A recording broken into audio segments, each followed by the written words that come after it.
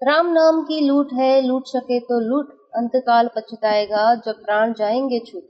આજ રોજ રામનવમીના પવિત્ર પર્વ નિમિત્તે જલારામ મંદિર બિલીમોરા ખાતે રામ યજ્ઞનું ભવ્ય આયોજન કરવામાં આવ્યું હતું। જલારામ બાપા પોતે ભગવાન શ્રી રામના પરમ ભક્ત અને પોતાના આરાધ્ય દેવના જન્મદિન હોય અને તેની ઉજવણી બાપાના સ્થાનકે હોય નહીં, પછી પૂછવું જ શું।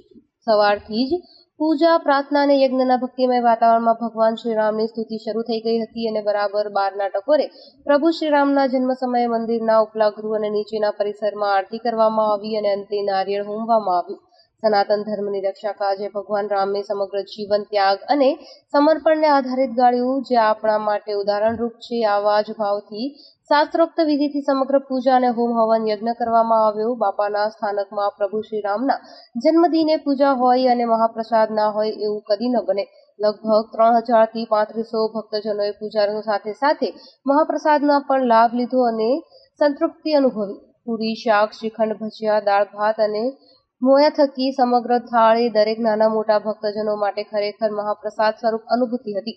આની સાથે સાથે સામાજિક અને તબીબી કર્તવ્યને હંમેશા પોતાની ફરજ સમજતા જલારામ ટ્રસ્ટ બિલીમોરા દ્વારા પ્રેશર અને શુગર પરીક્ષણ માટેનો કેમ્પ પણ પરિસરની બહાર રાખવામાં આવ્યો હતો। દવા ઇન્ડિયાના પ્રકાશભાઈના સહયોગથી લગભગ 130 જણાએ આ સેવાનો લાભ લીધો હતો। સાંજે 6:30 કલાકે ઈશા શક્તિ યોગા ગ્રુપની બહેનો અને હરિયાળી ગ્રુપના ટ્રસ્ટના સહકારથી સમગ્ર મંદિર પરિસર 3500 દીવાઓથી ઝળહળી ઉઠ્યું હતું।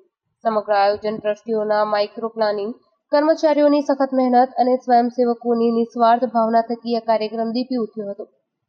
Bureau report, Hemal Patel, Bilimora.